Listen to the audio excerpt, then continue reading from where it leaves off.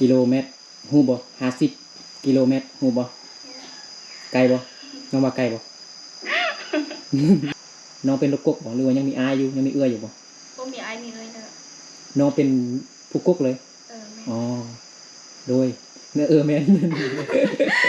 แล้ว ลืมตลอดบอลไพ่นอนพ่อแม่กับน้องบ่หรือว่าน้องนอนนำน้องบ่หรือจังไดน้องนอนผู้เดียวโดยเนาะผู้อายบ่กล้านอนอายแดนตก อายบ่ลืมนะมันฟาดโอ้น้อง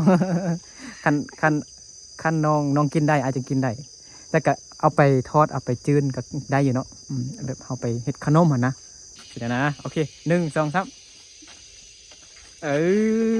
นะฮักเด้ออายอยากกวนน้องซื่อๆเนาะน้องเป็นคนตลกเนาะเป็นตาฮักตาเพลงเนาะยิ้มแย้มแจ่มใสทุกคนเนาะ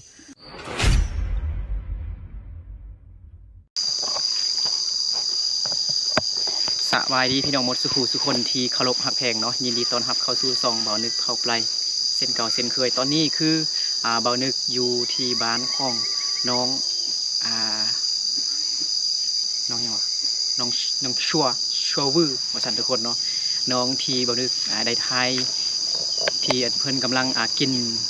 เบียร์อยู่หานอาหารมาหันทุกคนเนาะอยู่บ้านห้วยสะแงมเนาะเมืองสัญญาบุรีแขวงสัญญาบุรีสปปลาวเหนือทุกคนเนาะตอนนี้คือเบานึกกำลังอาจจะขึ้นไปหาน้องเนาะนี่คือทางขึ้นไปเฮือนน้องหรือว่าบ้านน้องทุกคนเนาะเป็นทางแดงเด้อทุกคนเนาะยังมีโคมหลายอยู่ทุกคนเนาะตอนนี้ก็เป็นเวลาตอนเที่ยงทุกคนเนาะเนาะพี่น้องเนาะทุกคนที่กำลังรับชมอยู่เนาะไผที่ชมอยู่ลาวหรือว่าอยู่ไทยหรือว่าอยู่ต่างประเทศเนาะอยู่อเมริกาบ่เนาะก็คอมเมนต์บอกกันเด้อเนาะไผติดตามรับชมอยู่ทางใดหั่นน่ะโอเคเนาะบ่ว่าเวลาใหญ่ทางให้คนติดตามไปพร้อมๆบ่นึกเลยเนาะมาจอบเบิ่งน้องว่าน้องกำลังเฮ็ดหยังอยู่เนาะเมื่อกี้ก็เฮาก็ได้แชทหรือว่าโทรหาน้องแล้วเนาะน้องก็ว่าอยู่บ้านว่าอยู่เฮือนนะทุกคนเนาะโอเคเดี๋ยวเฮาไปเบิ่งน้องเนาะ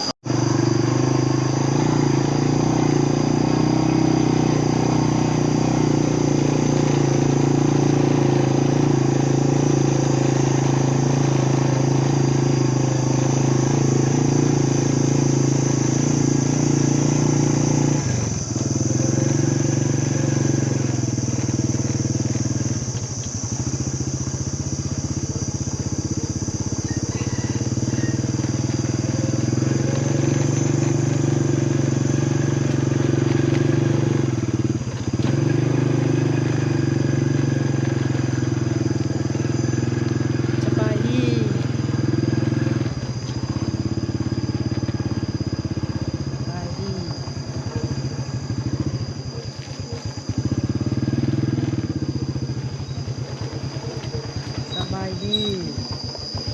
น้องชัววื้ออยู่เฮือนบ่สบายดีโดยสบายดีอยู่นำไผ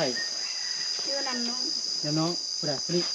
บ่น้องนอนอยู่นี่ก็เป็นน้องคือกันโอเคมื้อก่อนนี่เมาบ่นะน้องชัววื้อบ่เมาบ่เมาใส่ผู้นี้เด้อผู้นี้เด้อผู้นี้เป็นไผนี่น้องคือกันน้องคือกันเนาะน้องชัววื้อบ่ไปสวนบ่บ่ไปน้องเบิ่งน้องเนาะโอ้ดูอุ้ยเป็นตาฮักตาเพลงแท้เนาะไอขออนุญาตเข้าเฮือนหน่อยบ่ได้เนาะนี่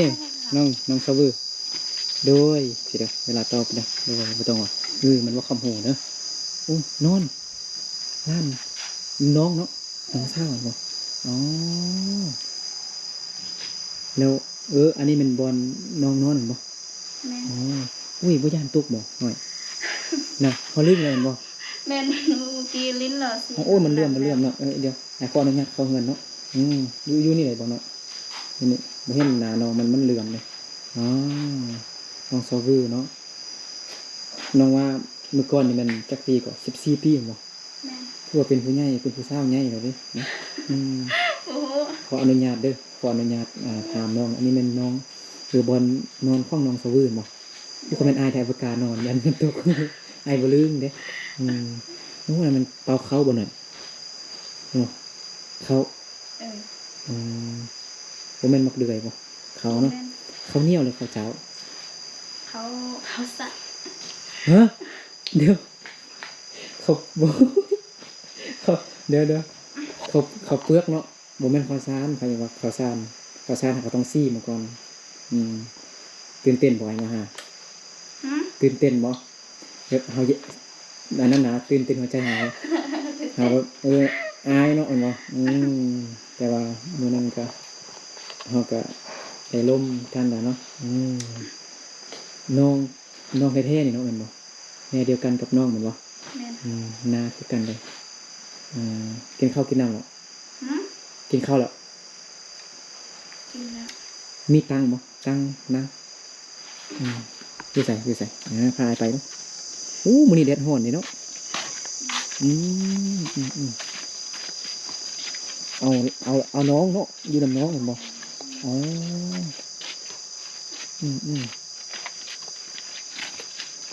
นั่งอยู่นี่ก็ได้หน่อย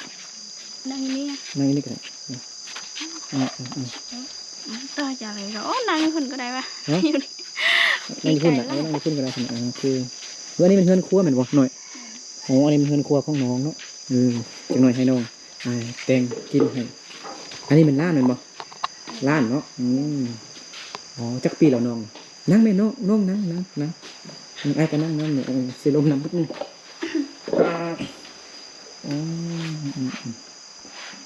โอ้มันเลื่อมพดไปเด้ออัดซอกวนนั่นก่อนอัดตู้ไว้หน่อยหนึงได้บ่ หืม นี่ร้านก็อยู่นั่นอัดตู้บ่ให้มันแสงแดดเนาะไหนเนาะเดี๋ยวจะกินขนมบ่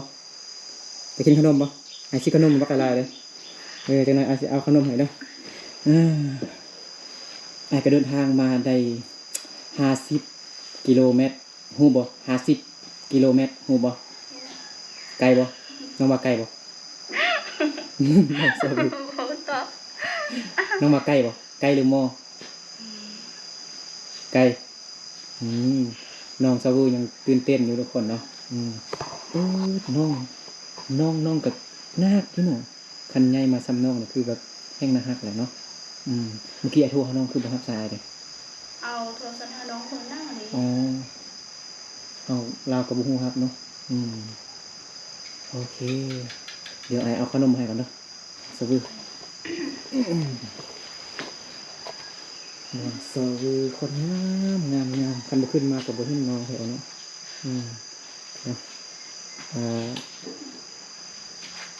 น้องมานี่ก็ได้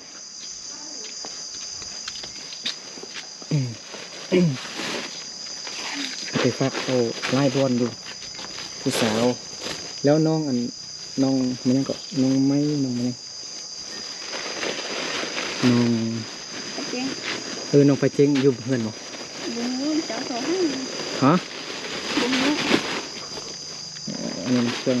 เขาพากเขาขี้ให้ได้ตัวจับอันนี้ก่อนหน่อยอันนี้มันล้านเนาะจะไม่กินน้ำชาววือเด้อชาววือเนาะชั่วมันวะน้องชั่วสิเนาะก็ดึงนะ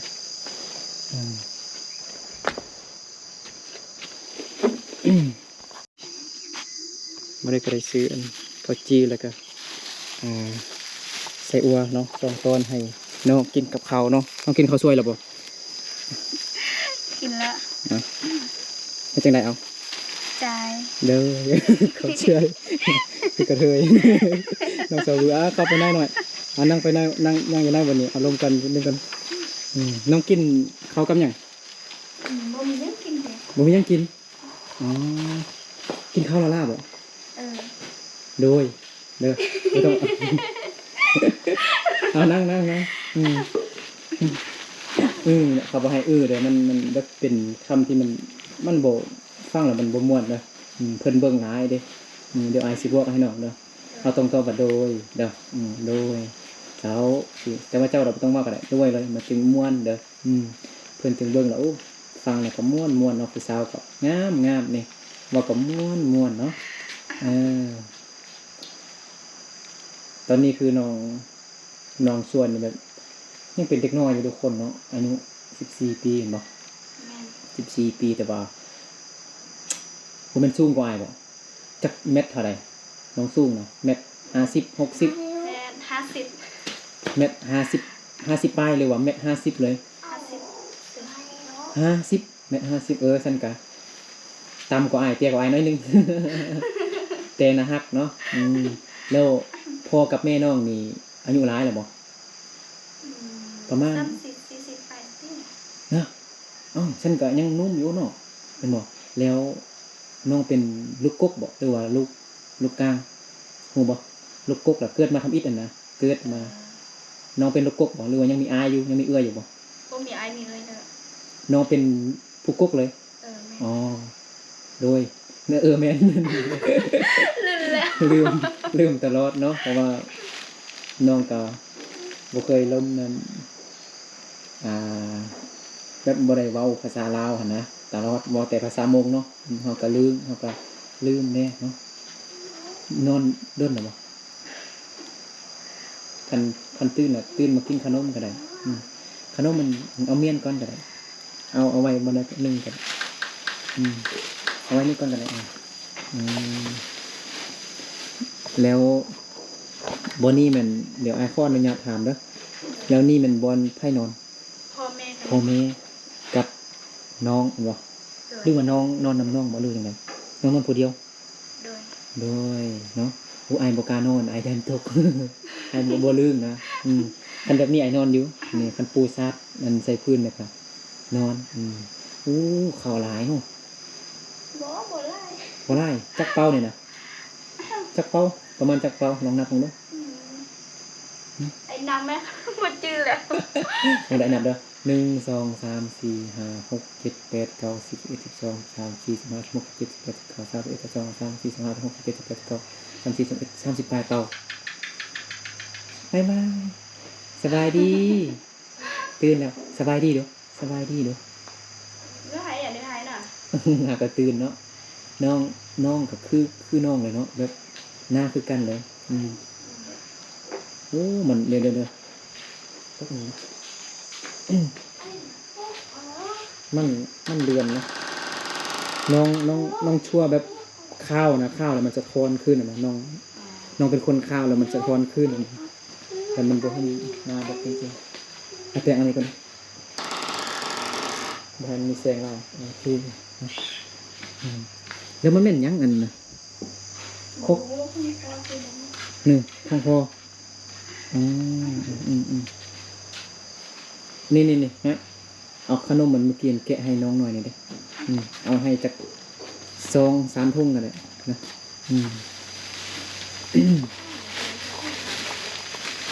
นอกขนมเด้อไอซื้อมาแต่สัญญาอันแบ่งให้ซื้อยังนี่กูนี่ซื้อยังซื้อกาน่ะสบายขอบใจลองว่าดูขอบใจเด้ขอบใจดูลองพอสั่งว่าโอ้เจ้าว่าดูโอ้เจ้านายเนาะโดยมันเป็นยัง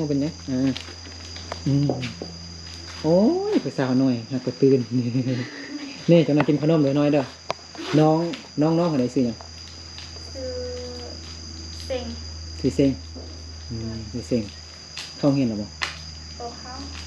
บ่จักปีละสิ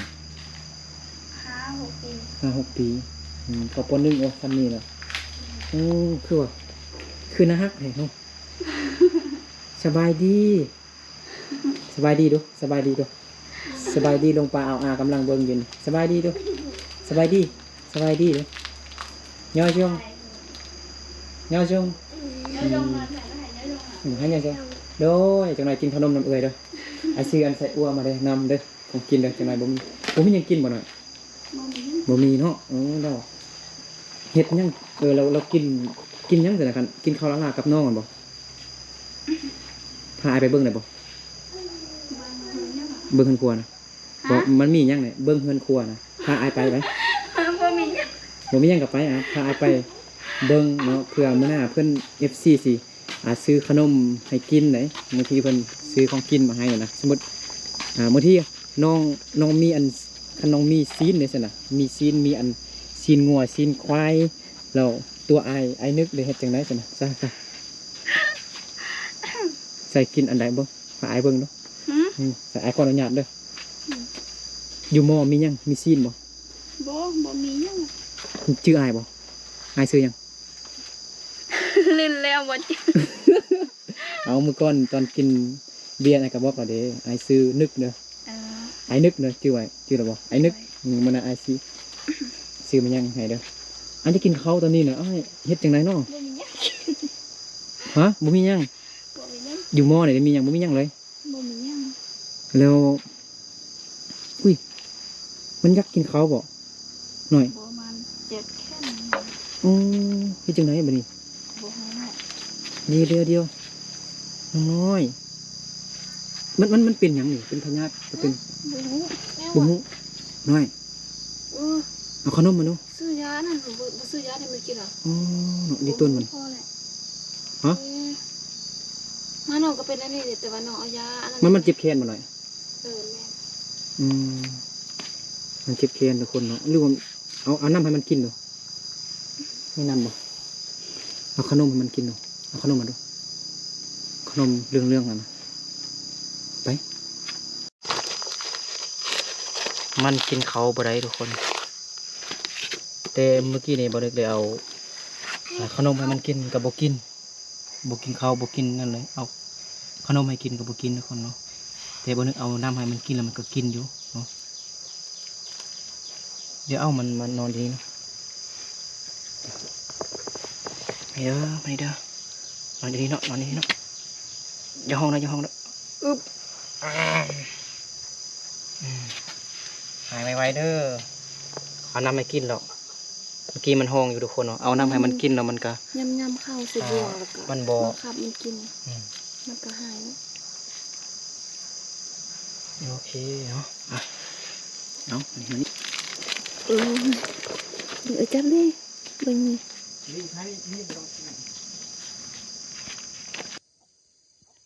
แล้วเมื่อกี้นี้น้องกับน้องชัวเวอร์กับน้องยังก็ลืมชื่อแล้ว เส้น น้องเซ็งกินข้าวละล่า โดย อ๋ออืมน้องนี่ได้กินข้าวกับยังน้องอาจีโดยโอ้ บ่ได้ให้บ่แม่นไอ้นึกบ่ได้ให้กันนบบ่มันให้ยอมมือไอ้ถามว่ากินข้าวกับยงเราเป็นภาษามงดู ฮะ นอมอกับยังหั่นนะนอมอกินข้าวกับยังหั่นนะต้องถามเป็นภาษามงดู ก็น้องหมอชอบจิ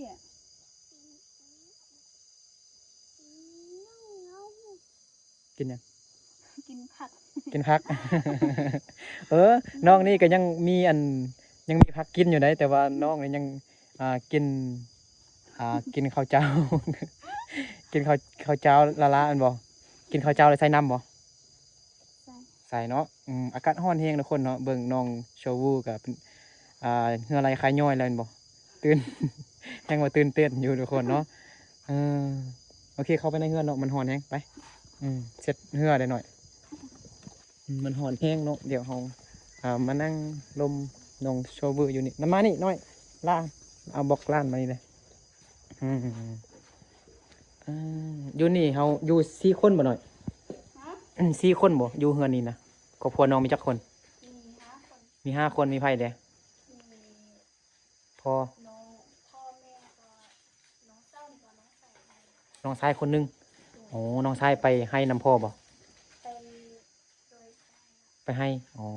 แล้วพ่อแม่หันไปปลูกหยังหน่อย ไปภูเขา ปลูกเขาโอ้ปลูกเขาเนาะฮ้อนมาหน่อยปีนมาทางนี้ฮะเอ้ยชัวร์เด้ปีนมาทางนี้ให้เอ้ยชัวร์ มันที่เหลือน้ำมันด้วยที่เจ้าที่เหลือเนาะ ปีนมาทางนี้ให้เอ้ยชัวร์เด้เฮ็ดเอ้ยชัวร์เด้ให้มันเป่าเอ้ยชัวร์เด้แป้งให้มันแล้วแป้งให้มันให้มันปินไปปินมาเนาะคำหู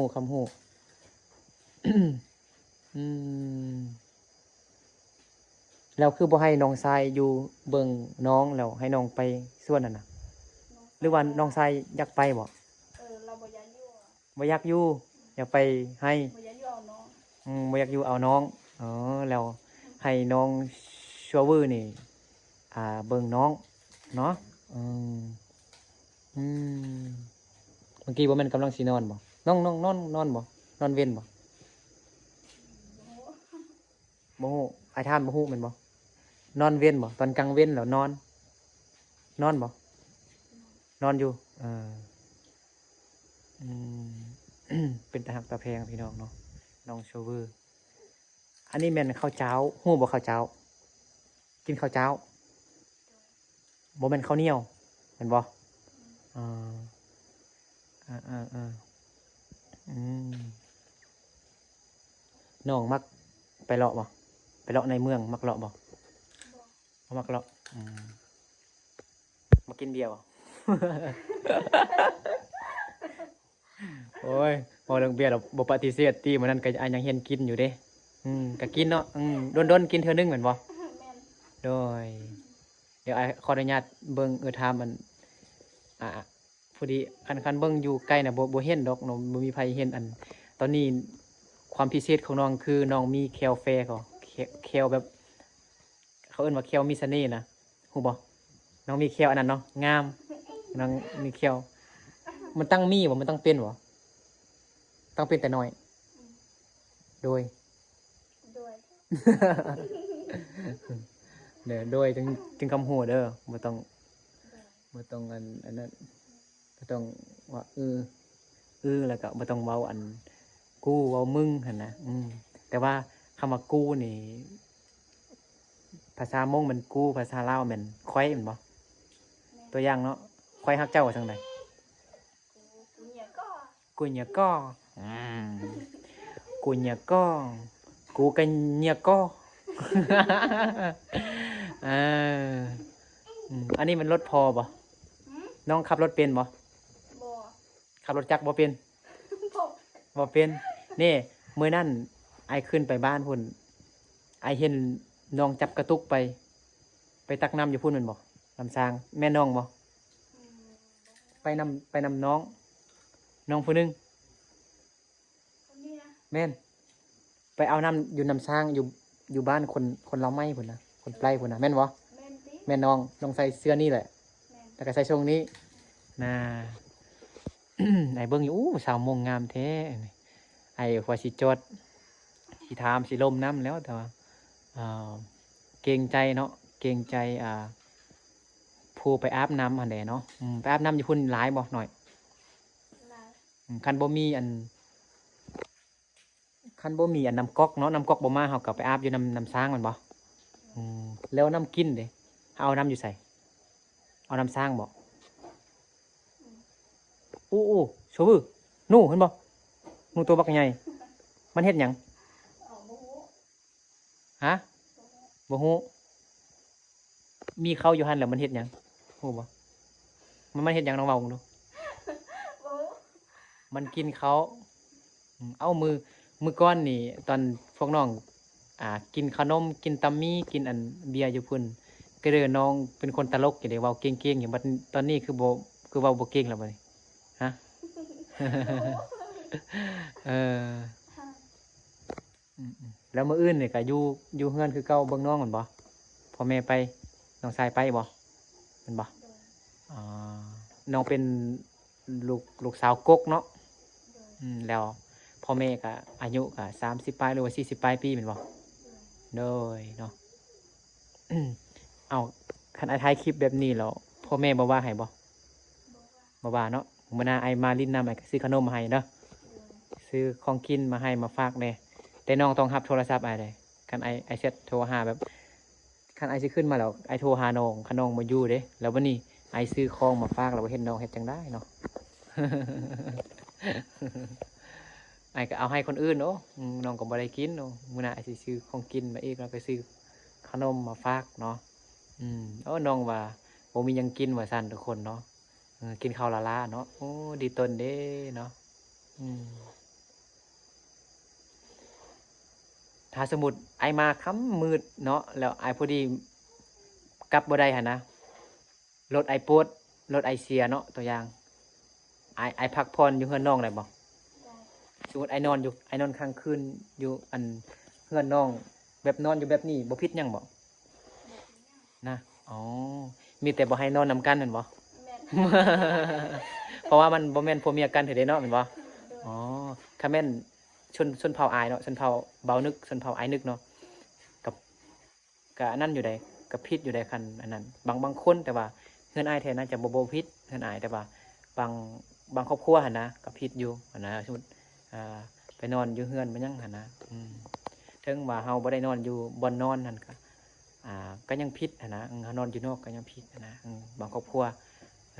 แล้วก็ชนเผ่าอื่นเนี่ยอืมอืมน้อยเอาขนมให้น้องกินได้ไหมอืมเอาขนมให้น้องกินเลยเอาขนมกินหน่อยน้องเซ็งกินขนมเลยจงไว้ให้แม่กินเลยเด้อให้น้องกินเลย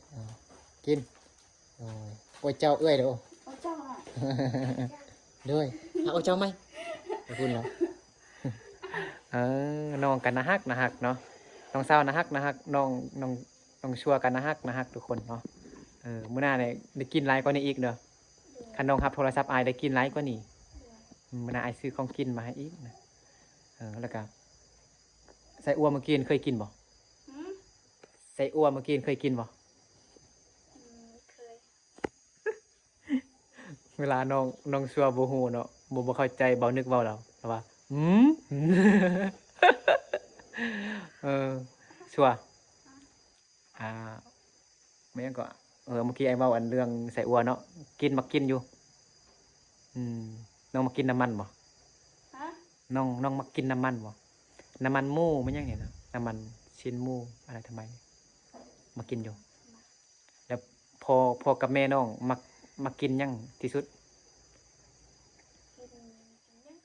กินยังก็ได้เอาบ่ที่สุดอ่ะนะมากินชิ้นหมูบ่ของกินนะมันเพื่อFC เห็นน้องกับน้องสาวบ่มีหยังกินเนาะกินข้าวละล่าเนี่ยบางที FC กำลังเบิ่งอยู่นี่บางทีเพิ่นฝากให้ซื้อขนมซื้อของกินให้น้องเด้มีหลายคนได้มักน้องชัวเป็นคนนะฮักฮะเข้าตัวซิตี้เข้ามุมมักนี่ เขาตัวซื่อๆเขาบ่ตัวนี่ถ้าน้องได้มักเขาแต่ว่าน้องยังอายุน้อยอยู่เนาะแต่ว่าบางคนเนี่ยผู้บ่าวเพิ่นจองไว้ก่อนเอาเสือกมามัดไว้ก่อน เอาเสือกมัดคือตัวงัวตัวควายที่เนาะ แบบบางทีบางคนก็เพิ่นดีตนสงสารน้องซัวเนาะบ่มีหยังกินบางทีเพิ่นก็อาจจะเพิ่นเห็นคลิปนี้เพิ่นอาจจะฝากให้อ้ายนี่ซื้อขนมซื้อเป็นของกินมาให้น้องนะมื้อหน้าแต่ต้องรับโทรศัพท์อ้ายเด้อคือมื้อก่อนนี่ไอ้นั่นแล้วบ่รับโทรศัพท์อ้ายได้เมื่อกี้น้องลินโทรศัพท์เป็นบ่อ๋อน้องเศร้าเบิ่งนั่งเหมือนบ่แต่ว่าไอคิดว่าน้องมีผัวแล้วได้ตั้งแต่ปีก้ายผุนเนาะไอมาเนาะแล้วพวกน้องเล่นอยู่นี่เนาะแล้วเข้าอันเดียวเขาเอาผัวมาแล้วบ่เข้าพวกมันละมี2 คนเหมือนบ่3 คนบ่จะคนมา3 คนเนาะเอาผัวมาแล้วอ๋อยังแต่น้องเหมือนบ่อยู่บ้านเฮานี่เอาผัวอายุ13-14 ปีนี่มีบ่มีหลายบ่หลายอยู่มีแต่น้องเนี่ยเนาะอย่าพาเอาเลยเด้อโดยไม่มีผัวเอา บ่มีผู้เอา บ่มีผู้เอาโอ้ยน้องชัวงามปานนี้ผู้เอาน้องน่าฮักแฮงเลยอ๋อเถอยตอนนี้เขามักน้องเป็นพันคนแล้วเด้เวลาไอ้ลงเลยไอ้โพสต์ลงแล้วมีคนมักน้องเป็นพันคนแล้วน้องแบบน่าฮักสดใสทุกคนเนาะเป็นผิวมันยังกับขาวเนาะจนบ่นึกปิดประตูเมื่อกี้เนาะอัดประตูแล้วยันมันเลื่อมเนาะโมเมนต์ว่าอัดประตูปิดประตูอย่างอื่นเลยดังปิดเนี่ยมันเลื่อมทุกคนเนาะปิดประตูกันบ่นึกก็นั่งอยู่นี่แหละเนาะน้องสาวก็อยู่นอกกันดินอยู่นอกกันเนาะล้าน ดินดีนอกกันทุกคนเนาะอยู่เฮือนครัวพุ่นน้องมีอันแขวเสน่ห์เนาะนะฮะเห็นบ่ยิ้มนะฮะโอ้มันเลื่อมๆจังหน่อยเลยจำได้เปลี่ยนมุมดูทางในมันจึงบ่เลื่อมนะโอ้ทางนี้แห้งเลื่อมเนาะทางนี้เอาทางนี้ถึงบ่เลื่อมเนาะแล้วมื้อนี้น้องเฮ็ดเวียกยังได้แล้วอยู่เฮือนนี่นะ เอาน้องกันพาน้องไปอาบน้ำแล้ว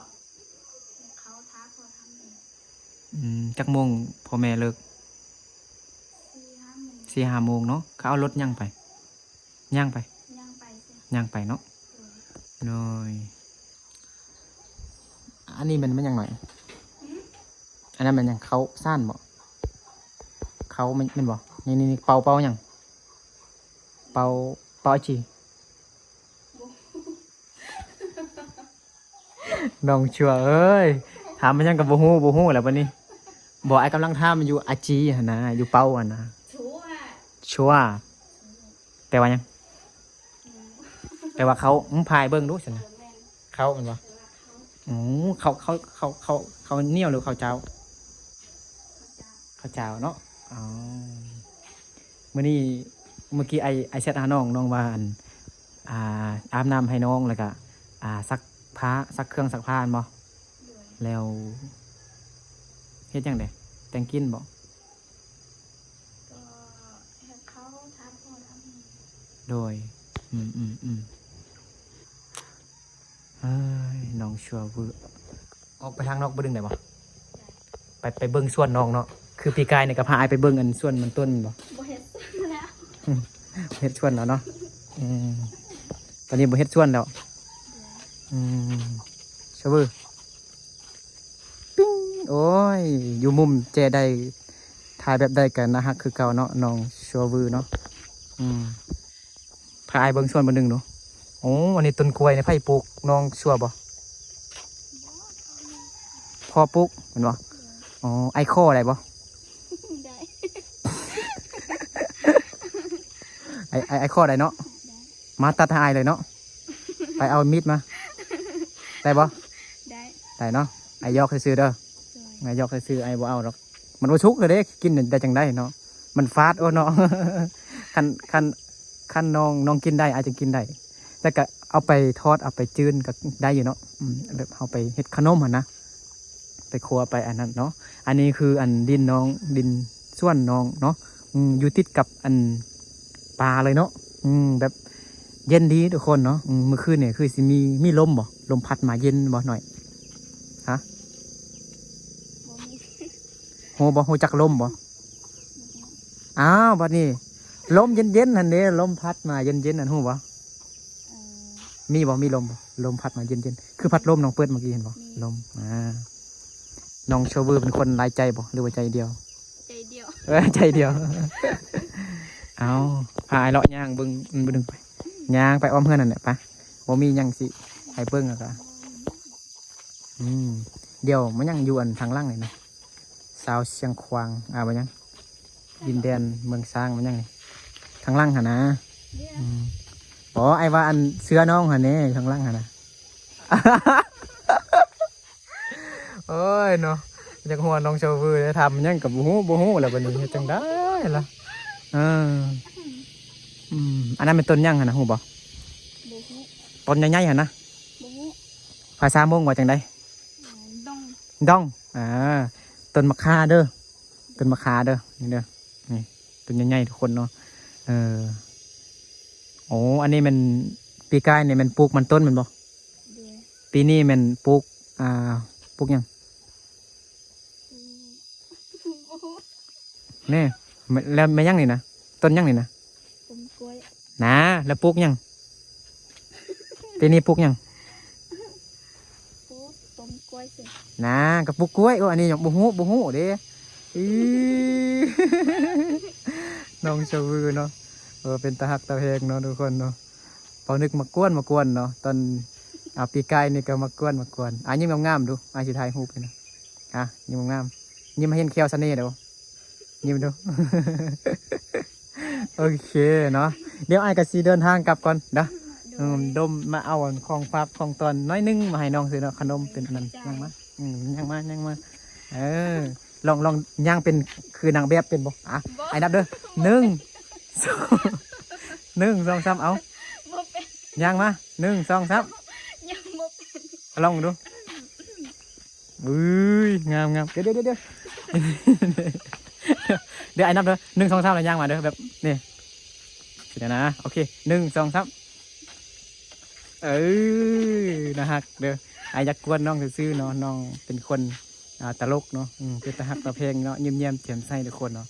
อ๋อสาวอายุ14 ปีทุกคนเนาะแต่ว่าเป็นหัวสาวใหญ่เต็มโตแล้วเนาะเดี๋ยวไอ้นึกสิเดินทางต่อเนาะมื้อหน้าอากาสิซื้อขนมซื้อของกินบางทีมี FC ดีต้นน้องเนาะน้องบ่มีหยังกินบางทีเพิ่นอาจจะฝากเงินหรือว่าให้ซื้อมาให้กินเด้อของกินเด้อโอเคไอ้ก็ขอบใจน้องชัววือหลายๆเด้อเนาะโดยขอบใจคือกันขอบใจว่าจังใดเนาะเฮ็ดจังใดขอบใจนะ ว่าภาษามงพระเจ้า โอ้เจ้าเราเฮ็ดจังใดมือเฮ็ดจังใดมือ ขอบใจ โดยขอบใจเนาะโอเคเอาเนาะ